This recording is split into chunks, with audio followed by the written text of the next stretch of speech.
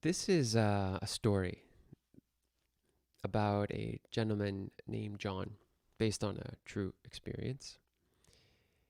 And this is his story that he shares at an AA meeting, an Alcoholic Anonymous meeting, which, if you've never been to, is a group recovery um, organization and meeting to overcome alcoholism. So it says about 60 people, soccer moms and lawyers on lunch breaks, old guys with fading tattoos and hipsters in skinny jeans, are sitting in a church and listening to a man with a slight paunch and a tie that complements his pale blue eyes.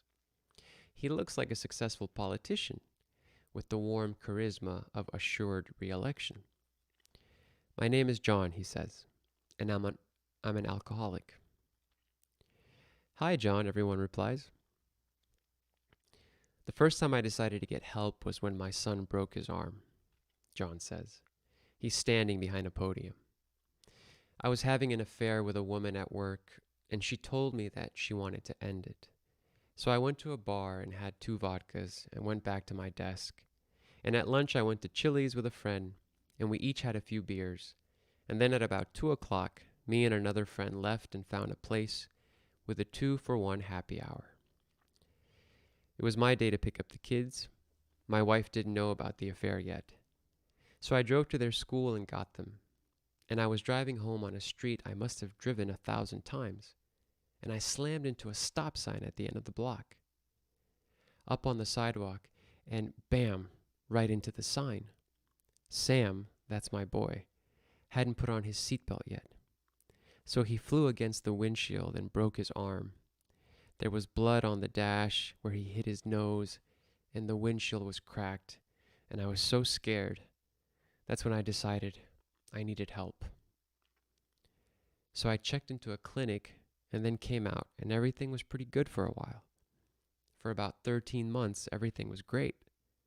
I felt like I was in control, and I went to meetings every couple of days. But eventually, I started thinking, I'm not such a loser that I need to hang out with a bunch of drunks, so I stopped going. Then my mom got cancer, and she called me at work almost 2 years after I got sober.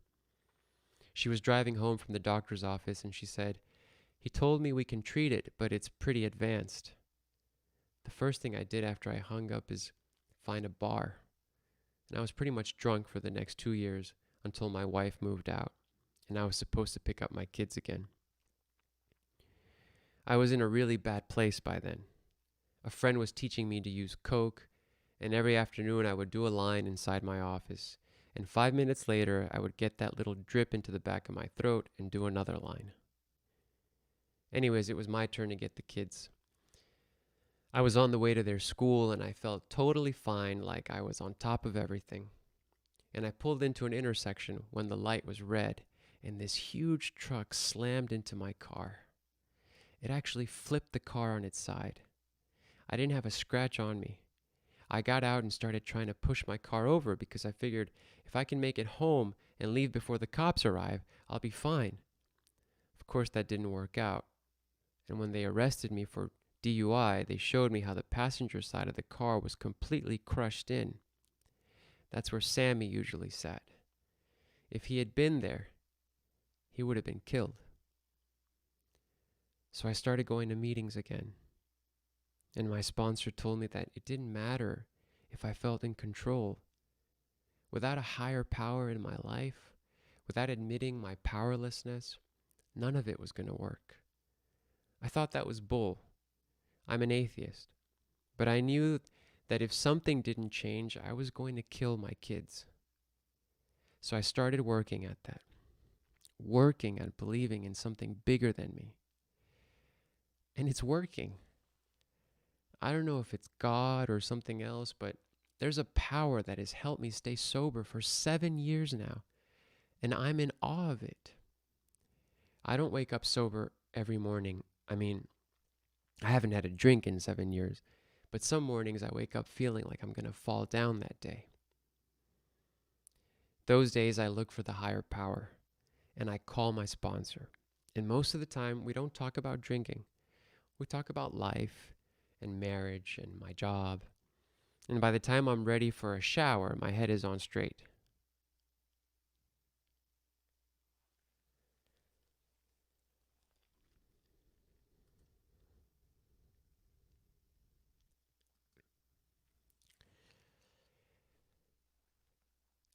So this story, it sounds like an isolated case of alcoholism. But in many ways, it's also a universal story of the fact that sometimes we don't have the strength, or life brings so much adversity that we lose control of what we want to accomplish, who we want to be. And though we may not be suffering from alcoholism, we can still wake up in the mornings and feel like today I'm going to fall down, like John's story showed. And so the reason why this story is very important and why what Alcoholics Anonymous does is very important is because it exemplifies a very important strategy toward changing one's habits. So let me show you also this picture. This is the golden rule, and today we're going to talk about three important secrets, golden rules for habit change. Because in the first session that we had, we talked about how habits work. And then in the second session, we talked about how to create new habits. But today we're going to talk about why sometimes, even when we do everything right to set up a new habit in our life, we still falter. And so what can be done to help us maintain our positive habits? Now, one of them is this realization that you can't extinguish a bad habit. You can only change it. So, and how it works is you use the same cue and provide the same reward, but you change the routine. So this is the habit loop, which we talked about on the first session, the cue, routine, reward, that the more you go around that loop, the more you reinforce a habit and the more automatic it becomes. And the thing is that bad habits, or habits that we want to change, they never go away. They're always lurking in the back of our mind. An example from my life is I used to smoke. So these days, or anytime, still, when I smell cigarette smoke, some people have aversion to that. They smell like, oh God, that smells terrible. Let's get out of here. But for me, when I smell cigarette smoke, I get nostalgia. I think of the days when I used to smoke on a cold day, or I used to smoke with friends and enjoy it. So it's very easy that that nostalgia kicks in, and then I go and I get a pack of cigarettes. I smoke for a little happiness. And it's an example for me that these habits that I want to transform, or that I have transformed, because now it's been many years that I don't smoke. But the temptation and the routine is there, prompted by a cue. The cue was to smell the smoke. The routine used to be to smoke. And the reward was that, maybe what I described. Oh, I'm with friends, it's nice. And then I also had another thing with smoking, where I would smoke when I was depressed. So a cue could be feeling depression, feeling my sadness, and then wanting to smoke. But you see, although the bad habits that we want to change never go away, they're always there. They will always be lurking there. We have to learn to channel that in a different direction, to transform the routine. So if it becomes a serious problem for me, let's say I get the whiff of cigarette smoke. Well, why would I want to smoke? To feel, in simple terms, without analyzing it too deeply, just to feel a little happiness. So I get the cue is maintained. Reward will also be maintained. What can I do to get a little happiness after I've gotten this cue? I'm not going to smoke. That's what I'm trying to transform. So I need to insert that part with something new. And in my case, it could be, I could thank the Supreme. I could thank the Supreme Consciousness. Thank you for coming to me in my life once upon a time in the form of smoking. Or thank you for coming to me in my life once upon a time in the form of, a social environment where I was with friends, or thank you for coming to me in my life those days as smoking when I was depressed. And so you see, now I've transformed that. Now I don't go to smoke. Now I connect with something greater in that moment. And I don't judge myself for the habit. I see it as that was the Supreme visiting me once upon a time when I didn't know how to perceive the Supreme any better. But it still came and had some function, helped me in some way. But I had to stop that because it also created side effects that were negative that I had to change. I needed to find more subtle expressions of the Supreme in my life. So, that's important to remember, that our bad habits will be triggered at any moment. And we have to learn to substitute in that time the habit for something else. Okay? Now, AA is an excellent example of that, because what the scientists find is that when they studied AA members, that people who drink don't just drink because they want to get drunk. People drink because they want to have some fun. They want to be social with other people.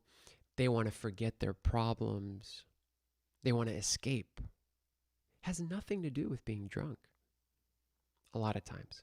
Yes, there's a hedonistic aspect to it. Some people drink to indulge in the alcohol. But for the most part, there's something else that people are seeking. The reward is the things I mentioned.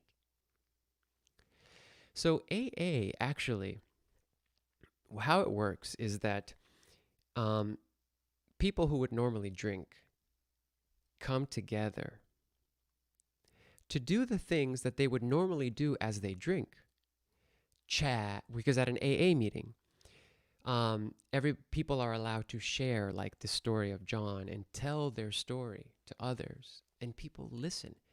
And I've been to several NA meetings, Narcotics Anonymous meetings, when I've gone with friends to support my friends, to support relatives. And I love those meetings because I'm telling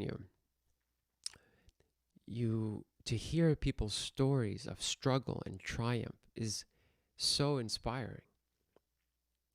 So these people come together and they have these intimate experiences, social experience of being together, talking about their life. And it's exactly what you would hope to get when if you go to a bar and meet a stranger and try to have a meaningful connection. The difference is that they are not using alcohol to have that experience. They're having the meeting. And so when they get the cue outside of the meeting of wanting to drink, they can call their sponsor, and their sponsor is there for them. They have this beautiful fidelity toward each other. And you will get the same reward, connection, which is what people really, really need and want. Meaningful connection. So, you see, it's a fabulous example of substituting the routine while still having the same cues and rewards, because you might go to a meeting one night if you've been triggered and you need to drink. But no, I'm not going to the bar. I'll go to the meeting. And I'll get the same reward. AA is also a fantastic example of this habit transformation secret, because if I'm not mistaken,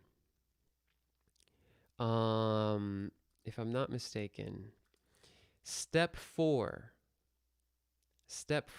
of the 12 steps that was created by Bill Wilson, who is the founder of AA. I think he founded it in the 40s or 50s. I'm not sure. Maybe it was the 30s. I think it was the 1930s. He created the 12 steps without any science. No science. Just kind of on a whim. In fact, the story is that he drafted the 12 steps in a rush in a hotel room. You know? But yet, those 12 steps remained, and they've changed people's lives. So, step number 4 is, I believe, to do an inventory of, make a self inventory and figure out all the things that make you want to drink, and admit to someone else all the bad things you've done. All the bad things you've done. Okay?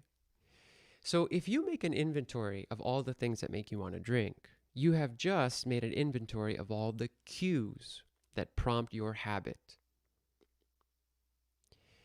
So, I mean, now everybody in AA, if they've gone to step 4, they know what prompts them. They know what the cue is.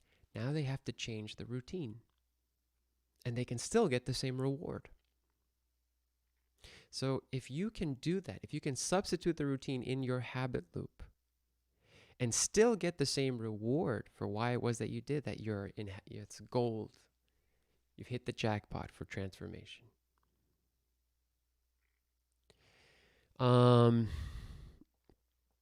Now, not everybody who goes to AA is magically transformed. Look at John's story. You know, John had the horrible experience of his child. He was drunk and driving his child, and his child hit the windshield.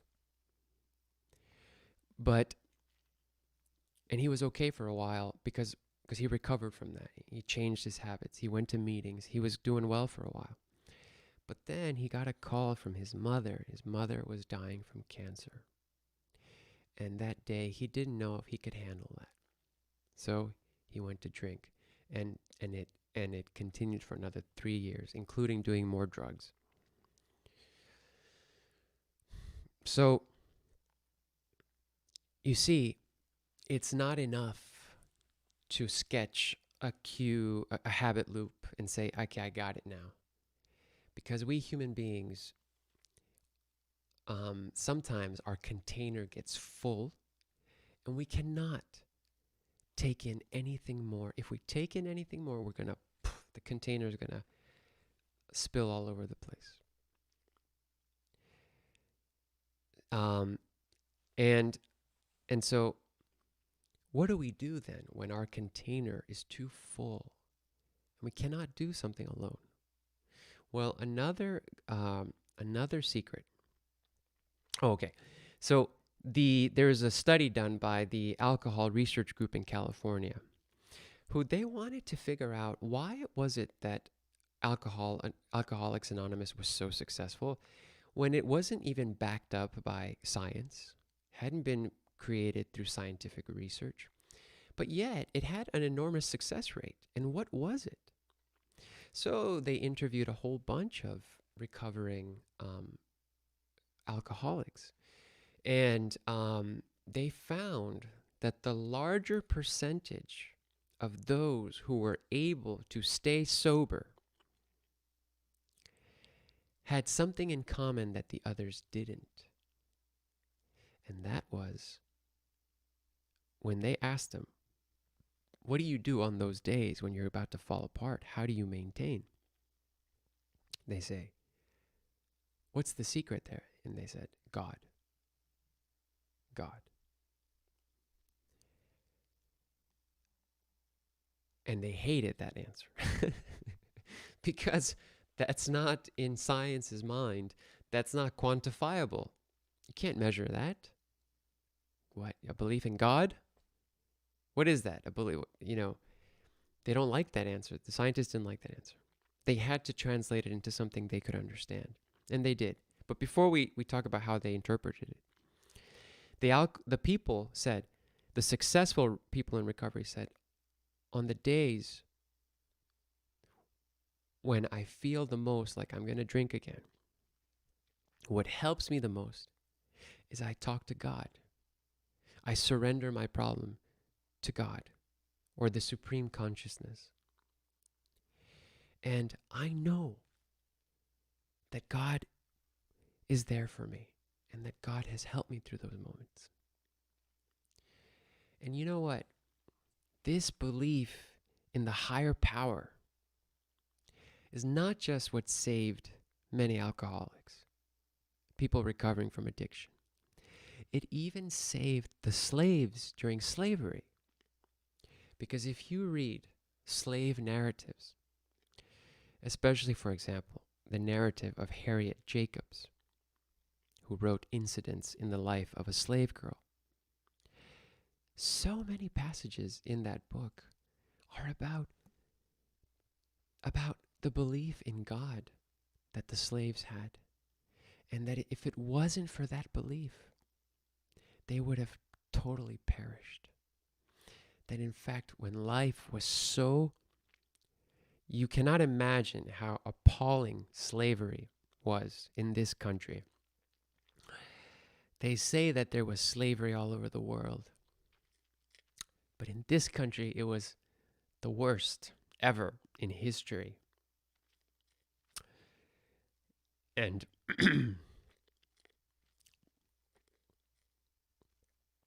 what got them through it was the higher power.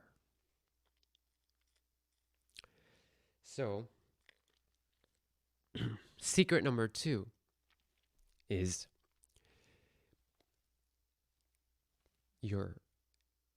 what the scientists call belief, faith.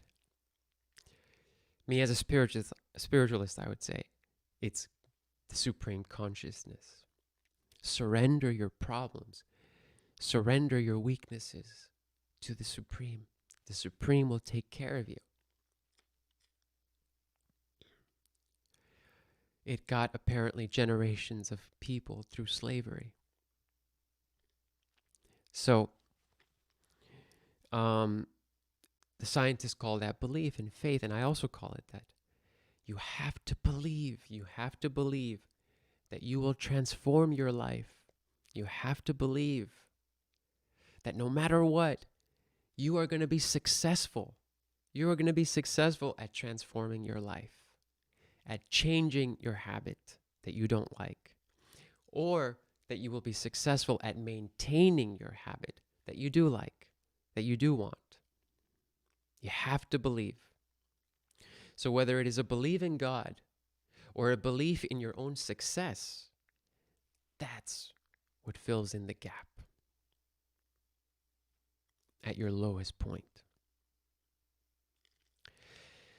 So that is secret number 2.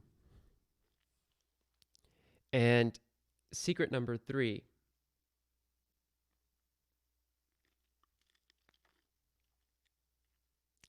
is that another thing, coming from the AA example, another thing that makes AA a machine of wonderful results is that those people, those individuals who are recovering, our sisters and brothers who are recovering, they have each other. They come to take this on as a group. They link arms. At the end of every meeting, they do a communal prayer. And it is that community. It is seeing, she's here, he's there, he did it. Look, I just heard her story. She's been sober 10 years. That could be me. I believe now. I believe because I see others have done it, so I know I can do it. So when you want to be successful at a habit, one of your best resources will be a community of people that are trying to do the same thing that you're doing. So for example, look at us here who want to be meditators, want to be yogis, want to be the Buddha. We here, many times I invite people to collective meditation. And they say, oh, no thanks. I don't like to meditate in a group. So we encourage everybody to be meditating on your own every day, as many times as possible, or hopefully twice a day, at least twice a day or once a day, and even just for a few minutes, but to do your daily meditation. So that's good. You're supposed to be meditating at home alone. But if you want to be successful at being a meditator, at being a yogi, you need to be in a community of meditators. That's going to make a huge difference. It's going to boost your practice so much to meditate collectively at least once a week, like you're doing right now here, like you did right now here. Even the Buddha who became the Gautam Siddhartha, who became the Buddha, he was first in a community of ascetics, wandering sadhus, looking for the meaning of life and living with the utmost simplicity to the point of severe austerities. And he needed that community to become the Buddha. Yes, he eventually found it on his own under the Bodhi tree. He became enlightened. His resolve was set. He said, I'm not getting up until I reach the goal. But he needed that community around him to take him to that point. So that is why we here in Vistara Circle value our community so much, because we should know that thanks to each other, we are going to be successful. And that's why we matter to each other. That's one of the biggest reasons. It's not the only reason. We also matter to each other because we want to love, because we love each other. We serve each other. But we should know in our minds as well that thanks to them, you will be successful. So if you want to be a good runner, run every day. Join a runner's group. If you want to learn how to do yoga, take a yoga class. Anything at all that you have your mind set on. Be a good business person. Join groups and communities of people who are working on their business and giving each other strategies. Okay, so those were the 3 secrets. Number 1, substitute the routine for the desired routine within the habit loop. Number 2, belief or the higher power, the supreme consciousness. And number 3,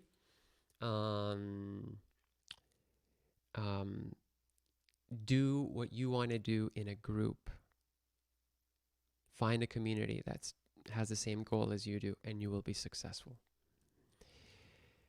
Let's see if people have any comments. This is the best part of the program. Now, let's start on YouTube.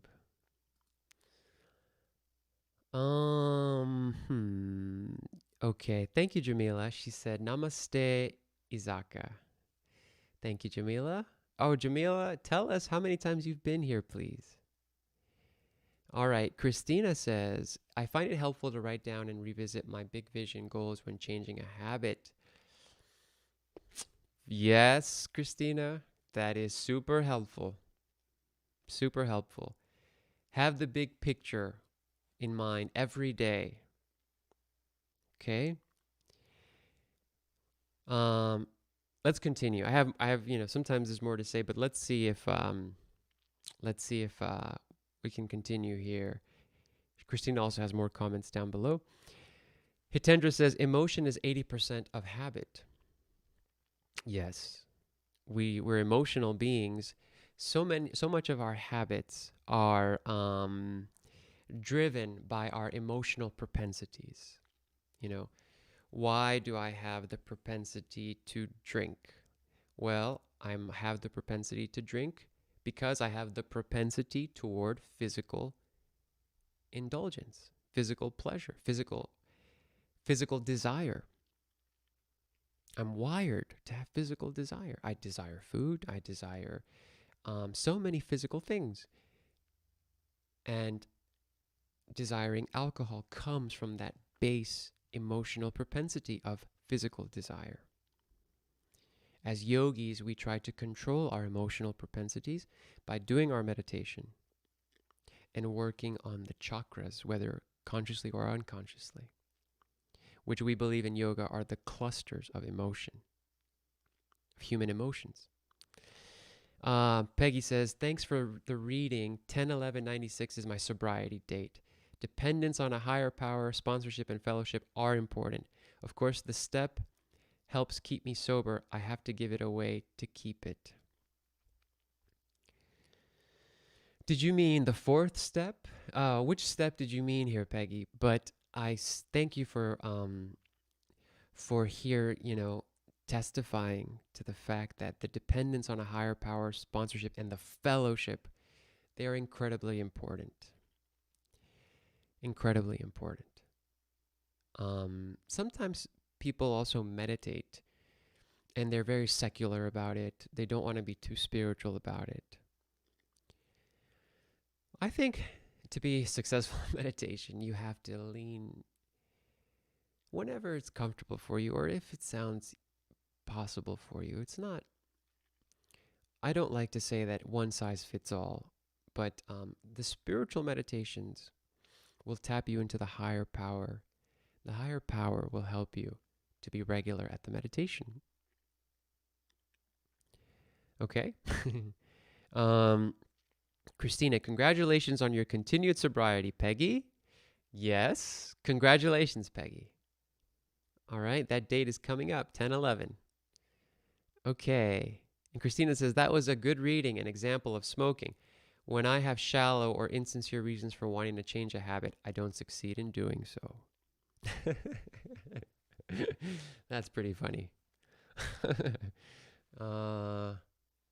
Yeah.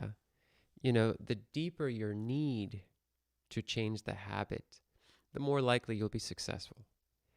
That John had to change his habit. He had to. Because he realized, if I don't change my habit, I'm going to kill my kids. So he had to change. The reason was enormously deep. In fact, he was even an atheist. And he said, you know what? If they say that God helps, and if that's what's going to keep my children alive and keep me from killing them, I better start believing. I better try to believe in God. And it worked. So, and Christina says, but when the goal is connected to the divine, I'm more likely to be successful. Absolutely. Jamila, it is your first time. How wonderful. So Jamila and Izaka, I am inviting the both of you to schedule an appointment with me whenever it is convenient for you. Here is my calendar. We can have a chat about meditation, about your goals in meditation, start to get to know each other. There's my calendar, Jamila and Izaka. Please, I hope we can chat, okay? And I hope that I wrote that link correctly. It looks correct, but I don't see that you can click on it. Anyways, you can just kind of copy and paste it, okay? All right. And then Jamila says, thank you, Christina. Izaka said, it all boils down to your why. Absolutely. Why do you want to change the habit? The deeper the need for it, the more important it is. You should do it. Hitendra, cigarettes are my current habit change. I'm working to substitute juggling for smoking. Okay. All right then. So you'll need your juggling balls, Hitendra. Whenever you see somebody smoke, that'll be a cue. If you have them in your pocket, you can start juggling. Okay? Very nice. Let's see here. It's good to think about what am I going to substitute the habit with when the cue is presented. Karen says, welcome, Jamila and Izaka. Thank you so much, Karen. That's right. Welcome again. Izaka, we would love to schedule a one-on-one. Thank you. All right, then. Sounds good. Please find the time that's most convenient for you. And then Hitendra says, juggling life's needs is a successful way in order to achieve Ishvara Pranidhyan successfully. Ishvara Pranidhyan, one of the yamas and niyamas, means the acceleration toward the supreme. Thank you, brother. Yes, that's for sure. You cannot neglect life.